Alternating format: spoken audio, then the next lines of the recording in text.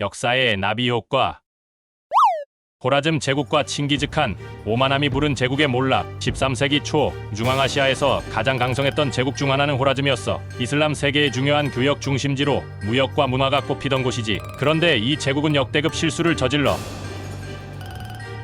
1218년 몽골 제국은 통상사절단을 호라즘에 파견했어. 그러나 호라즘의 국경도시 오트라르의 총독 이날축이 통상사절단을 간첩 혐의로 살해하는 사건이 발생해 일단 칭기즈칸은 당시 중국도 눈엣 가시였기에 분노를 꾹 누르고 이날축만 처벌하면 다시 통상을 하겠다는 서신을 보냈어. 그런데 호라즘의 술탄 알라우딘 무함마드는 칭기즈칸의 제안을 무시했지. 인내심을 가지고 몇 번이나 보낸 칭기즈칸의 서신 내용에 오해가 있었는지 무함마드는 서신에서 느껴지는 칭기즈칸의 건방진 태도에 굴욕감을 느꼈나봐. 그냥 무시한 게 아니라 최후에는 몽골인 사절단을 그 자리에서 죽여버리고 무슬림 상인 일행에게는 수염을 태워버리는 굴욕적인 행동을 저질렀어. 몽골의 상인들이 스파이로 의심된다는 이유였지.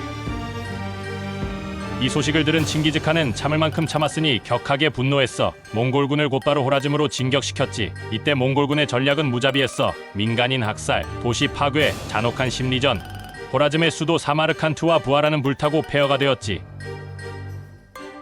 호라즘 제국은 몽골의 침략 앞에서 속수무책이었어. 술탄은 끊임없이 도망쳤고 결국 아라비아에 알려지지 않은 어느 곳에서 비참한 최후를 맞이했지. 이 사건은 몽골이 이슬람 세계로 진출하는 발판이 되었고 호라즘 제국의 멸망은 불가피했어. 호라즘의 몰락은 단순한 제국의 붕괴를 넘어 세계 역사를 바꿨지. 몽골 제국은 이슬람 세계와 유럽으로 진출할 기반을 마련했어. 중앙아시아의 문화와 인구 구조는 큰 변화를 겪었지. 결론적으로 호라즘 술탄의 무모한 판단이 거대한 제국을 무너뜨리고 세계의 판도를 바꾼 사건이 된 거야. 외교적 실수 하나가 이렇게 큰 나비 효과를 가져올 줄 누가 알았겠어?